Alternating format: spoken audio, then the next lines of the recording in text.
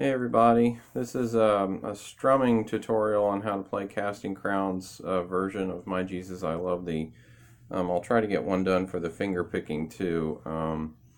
There's just little subtleties in his picking that go on if you want it for what it actually is. I have to give it more time. I did a performance video a little while back that got a decent amount of views. Thanks so much for that.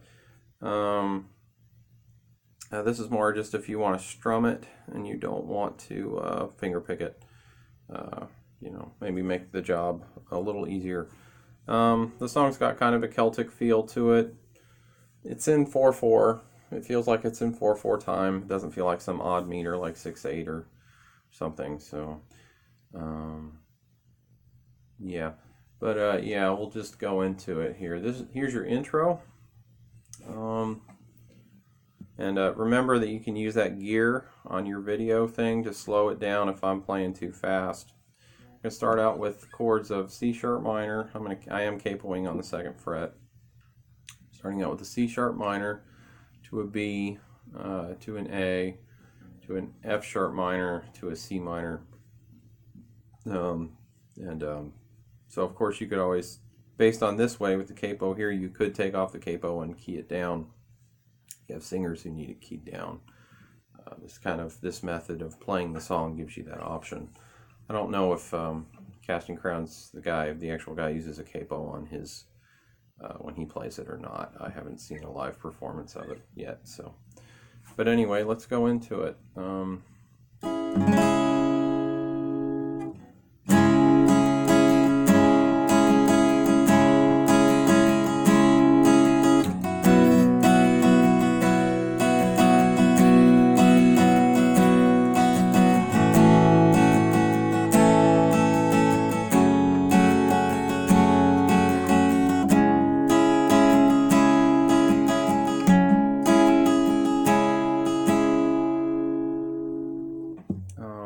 And that's I'm trying to strum it in a way that if I was playing with Casting Crowns on my strumming pattern would not conflict with what they did. So there's your intro. So it's a C sharp minor. When I do the C sharp minor, my finger touches that low E string enough to mute it. So it should be like that. And when you strum the chord, it's... So you don't even notice that string being muted or making that sound. It doesn't even come through. And then for my B, my quote-unquote B chord, because when I capo 2, my A chord shape becomes a B. And I was doing a suspended, technically. I did, so that was... the 3rd and 4th strings on the 2nd fret and my 2nd string on the 3rd, so I get a for that chord. By the way, my C sharp minor is for the individual notes to make sure you got your notes right. I know some of you will do your thing like this, and you're getting the same notes, it's just a different fingering position. Doesn't matter. So I'm reaching up with my pinky to mute my low E because I can't reach it with any other finger because they're all occupied making that chord shape. So, and you could just do it. You don't have to do a suspended. You could do you could probably even get away with a 2nd chord going like that. So there's methods. Even on the C sharp minor, you could not actually bar, your fingers just pressing down your 5th string on your 2nd fret, and you're leaving your high E string, your 1st string, open, so you get that. You could go to really get that melancholy tone that this version of this song has. Depending on what you feel is needed to convey what you're trying to do with the song. So, so there's kind of an open chord method too, I guess, per se. But anyway, so we did C sharp minor, we did B. Now we're doing our quote-unquote A, which is technically a G shape.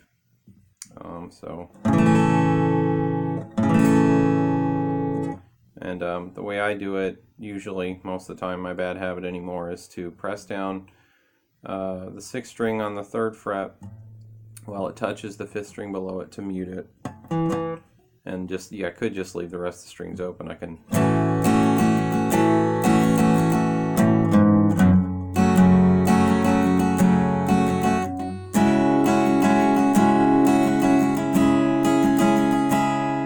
So there's me kind of showing that. So I mean, you can do your traditional, what's tradition? I don't know. If you want to, you can do where you mute the string and you don't have that. You can do your. So there's a lot of ways you could play around with that A chord depending on what you feel fits with what are all the other chords you're doing.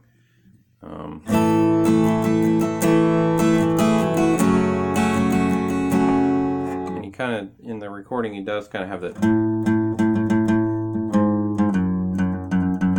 kind of has a bass drop go on there, so.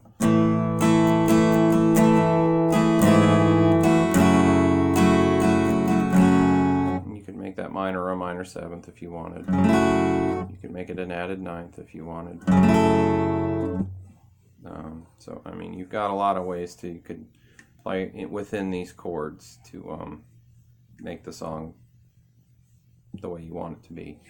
But anyway, back to our A. I'll go ahead and go with my muted 5th, covered 6th, and everything else open version of that A chord.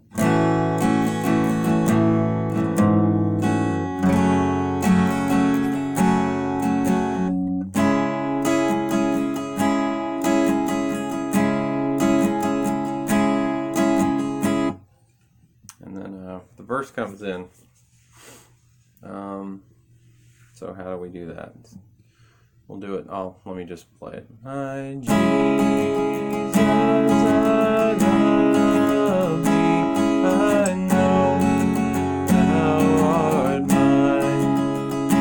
For thee all the follies of sin I resign.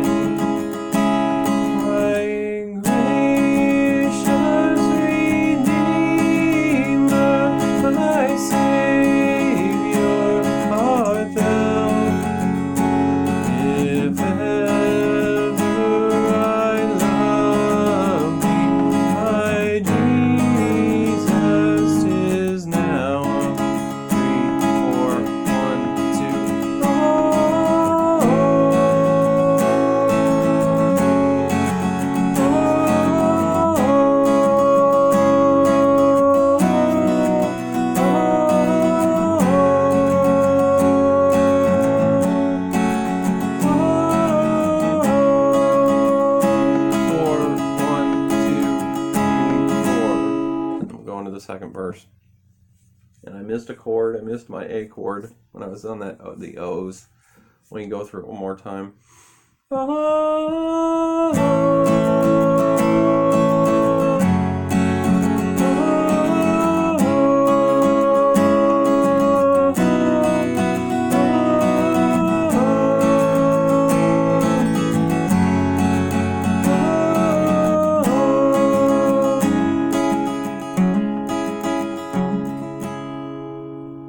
So there's that. So we're not doing any chords. The only new chord that happens in the verse that didn't happen in the intro is the G sharp minor. I have a chart actually that I'm looking at, which is enormously helpful to me. And you can print this chart off if you go to the video description. There's a link, and you can print off your own copy of this. I make all these from scratch. So there you go. Pause the video and look at it, or like I said, you can print off your own copy if you need it for yourself or your praise band. But the G sharp minor, and of course there are different ways to play that G sharp minor chord. You can do the full-on bar and on the your 2nd fret relative to your capo, all 6 strings barred, and then covering your 4th and 5th on your proverbial 4th fret. So like that, or you can do a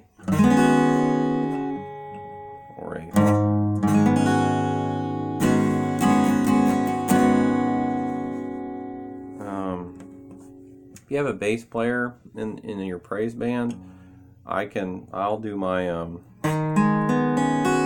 and just put my middle finger on the 6th string, just touching it to mute it. So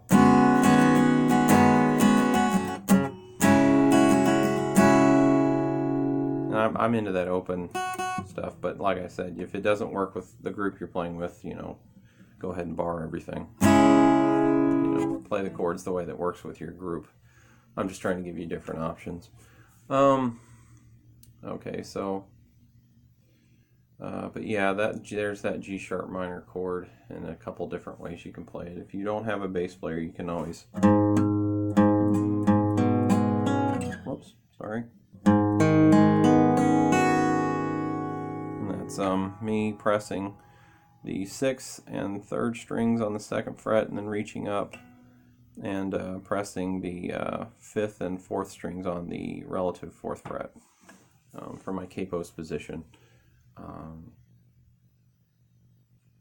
That's a way to play that G sharp minor chord. And if you can even go as far as alternate tunings to make your fingerings easier, feel free. I think it's great to get creative with songs, as much as you want to honor the way that the artist did it, or you just feel more comfortable playing it the way the artist did it. It's nice to step outside of the box just a little, for the sake of your own learning and improvement. You can do that. Yeah. So if you want to play like a more open version of it, you could kind of, you could even just do a quote-unquote power chord.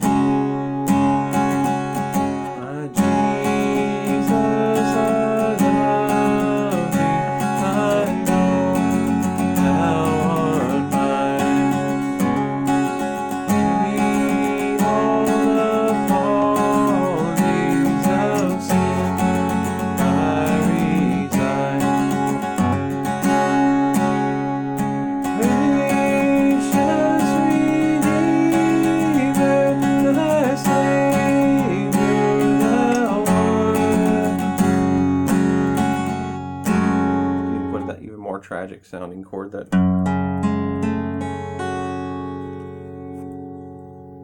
for your F sharp minor. So like a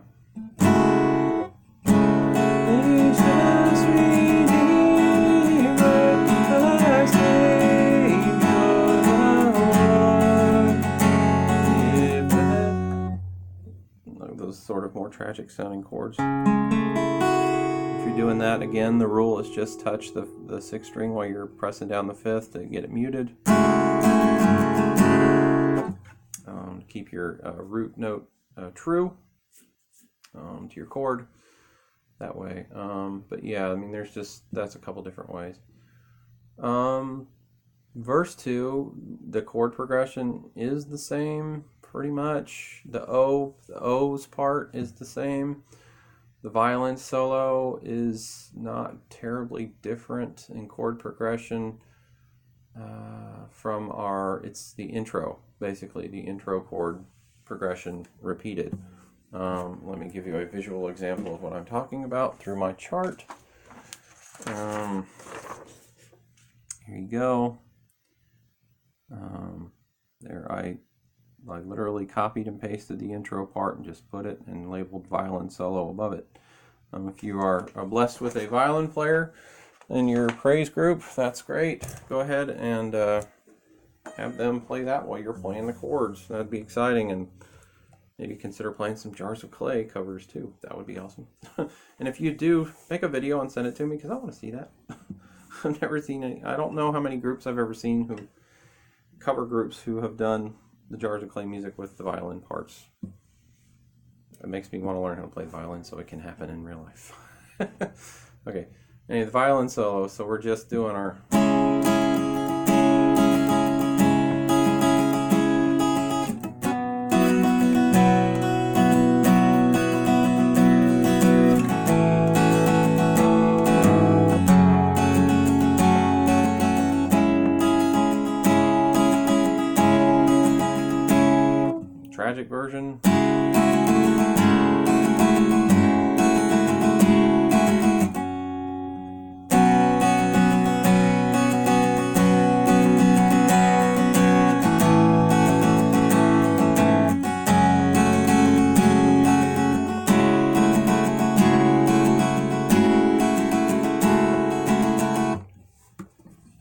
different ways to accomplish what we're trying to do. Mansions of Glory, verse 3, and Endless Night. It's the progression once again is the same. For the most part, the O's are in there, and the song kind of fades out on a C sharp minor chord. Again, a visual to show you what I mean. There, I'm not really exactly sure how long. I don't remember how long that C sharp minor chord was. Hopefully I did at the time. If the song ends or if it just fades out, apologize. But yeah, there's a way to strum it anyway. And if I want to do the finger picking and I want to do it well, that's going to take me going back and listening to the song again and really taking the time. Maybe I could go so far as to make a guitar tab that gives you it note for note. Go through that painful process. But if you want to play more dead on to the way Casting Crowns did it. But yeah, it's as much as you can play, you know, as much as it's awesome. I mean, I obsessed over Jars of Clay music so much to get songs sounding the way that they should as exactly as I could. It's also fun to play around. I found different ways to play Love Song for a Savior. I have a couple different videos where if you capo on the 3rd fret, you can play the song without using the alternate tuning.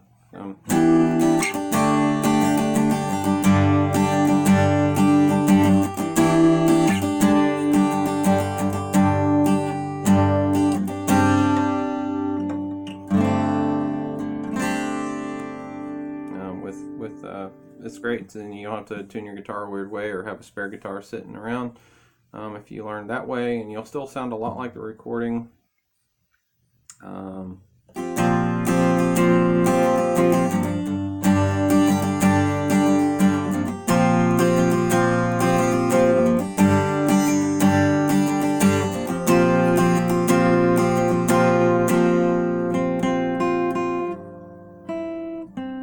It's been a while.